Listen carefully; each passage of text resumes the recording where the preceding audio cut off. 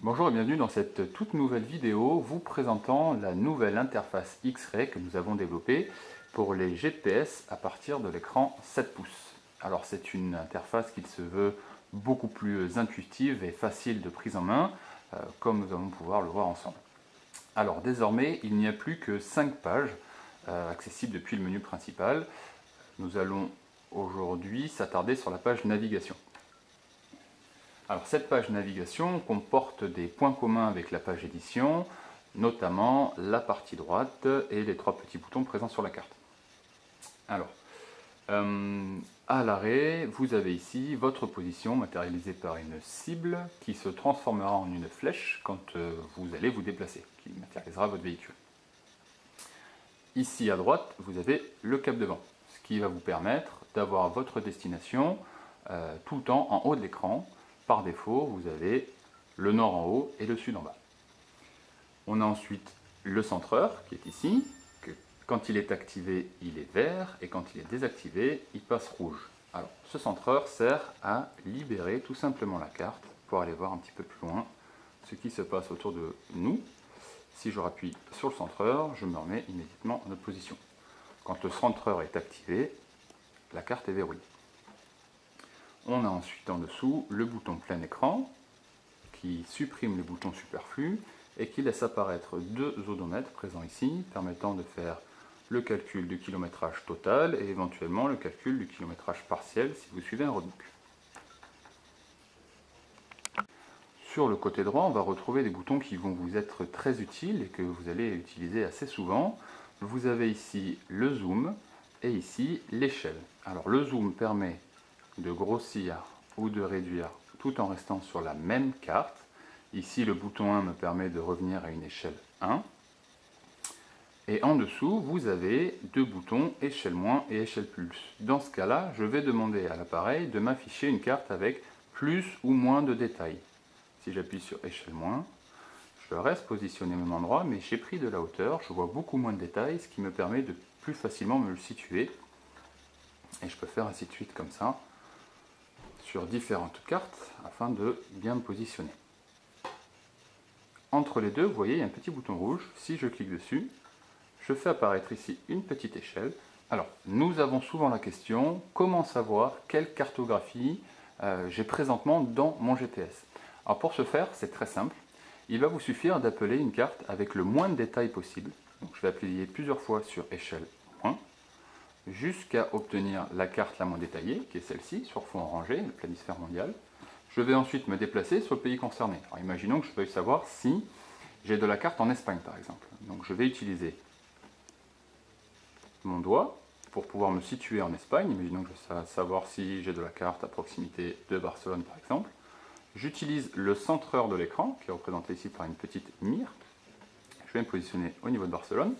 Et dans ce cas-là, je fais le processus inverse. Je demande au GPS de m'afficher une carte avec plus de détails. Voilà. Jusqu'à obtenir finalement le détail qui m'intéresse. Donc ici, on est en présence d'une carte espagnole. On peut avoir même du 25 millième. Voilà, avec le centre-ville de Barcelone. Dans cette page navigation, nous allons retrouver ici dans le bandeau du bas une information de vitesse à laquelle on roule actuellement. Nous allons également avoir le nom du prochain waypoint que nous allons joindre si nous avons lancé une navigation. Nous avons également notre position en temps réel. Ici, on a un bouton rapide qui me permet de créer un point à ma position. Et ici, on a un bouton qui s'appelle liste point. Alors, ce bouton liste point va me permettre d'avoir tous les waypoints présents dans mon GPS. Je peux le sélectionner par exemple et lancer une navigation en appuyant sur Go. Je peux aussi savoir où ce waypoint est situé sur la carte. Pour ce faire, il faut au préalable avoir pensé à désactiver le centreur, donc qui passe en rouge. Je rappuie sur liste, je sélectionne le waypoint qui m'intéresse et là je fais carte. Et on s'est positionné immédiatement sur le waypoint en question. On a également un bouton ici Edit. Donc on peut par exemple changer le nom en appuyant sur le clavier et je peux écrire test. Voilà. Je peux changer de couleur, écrire fuchsia, mettre ici une petite description, si je le souhaite, et sauvegarder mon point. Vous voyez qu'ici, il a pris le mot, le nom que je lui ai donné, le nom test. Il est devenu violet au centre de l'écran et il a bien porté le nom test. Donc, si je retourne dans cette liste de waypoints, je peux donc également supprimer bien entendu des waypoints et je peux en supprimer plusieurs d'un coup. Vous voyez qu'une petite ligne apparaît maintenant supprimée. Dès que je vais cliquer sur Save, la suppression sera effective. Voilà. Concernant ensuite le bouton Choix route. Alors, avant de parler de ce bouton, il est bon de faire un rappel sur ce qui est une route. Alors, ça fait partie effectivement du jargon du GPS, mais il ne désigne absolument pas une route goudronnée. D'accord ? Le mot route veut tout simplement dire itinéraire. C'est-à-dire que ça va être un ensemble de points qui vont être reliés les uns après les autres et qui vont se succéder automatiquement. On peut appeler ça un roadbook également, ou comme je le disais précédemment, un itinéraire. Donc ici, dans Choix route, je vais retrouver toutes les routes qui sont présentes sur mon GPS, que j'ai préalablement fabriquées ou que j'ai préalablement importées, comme par exemple un roadbook Vibration. C'est ici que je vais les retrouver. Donc je sélectionne une route que j'ai pu faire au préalable, je la sélectionne, elle passe en bleu et je clique sur Open. Et là, elle s'est chargée à l'endroit de la route. Ensuite, je peux appuyer sur Go et je vais avoir ma navigation qui va se lancer directement à partir de ma position. Stop, comme son nom l'indique, j'arrête la navigation.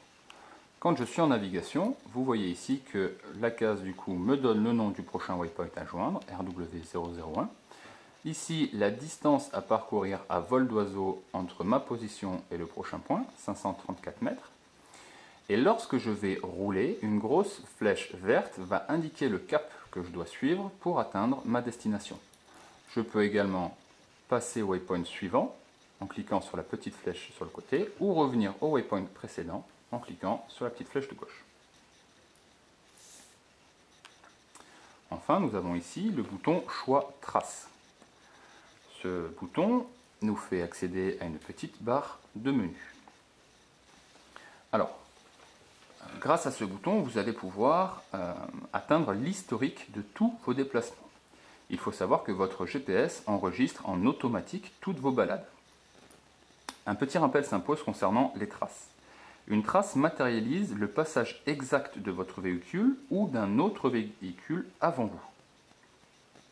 Une trace est vraiment l'enregistrement du déplacement fait par un GPS. D'accord ? Votre GPS Globe va gérer deux types de traces. La première trace est la trace arrière. Elle symbolise vos derniers kilomètres parcourus. Vous l'avez déjà certainement vu, c'est un petit tracé bleu qui apparaît derrière votre position. Elle ne sert qu'à une seule chose, faire demi-tour rapidement et facilement. On peut aussi l'appeler la trace de secours.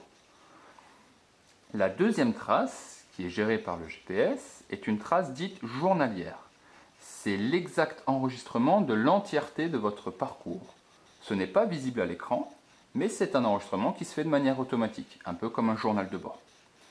Si on veut retrouver justement ces traces qui sont enregistrées par le GPS, ou potentiellement d'autres traces que j'aurais chargées à partir d'Internet par exemple, je vais appuyer ici sur « Charger traces ». Et ici, je retrouve tout l'historique de mon GPS, classé toujours de la même façon.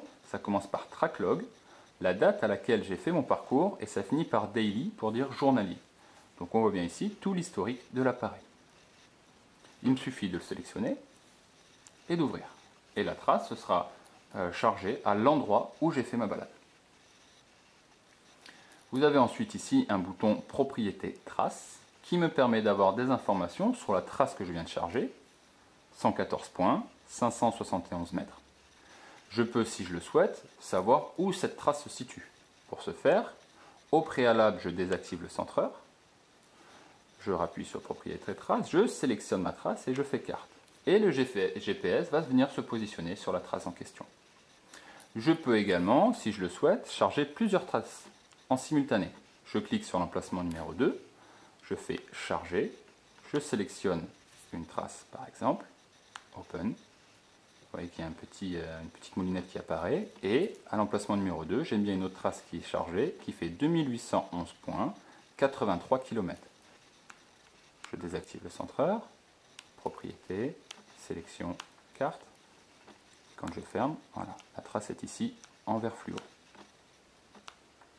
Okay. Alors, gardez surtout à l'esprit qu'une trace n'est pas un outil de navigation à proprement parler. Vous ne pouvez que suivre une trace, c'est-à-dire que votre objectif sera de positionner la flèche verte sur la trace en question. Vous n'aurez aucune indication de cap à suivre ou de distance à parcourir.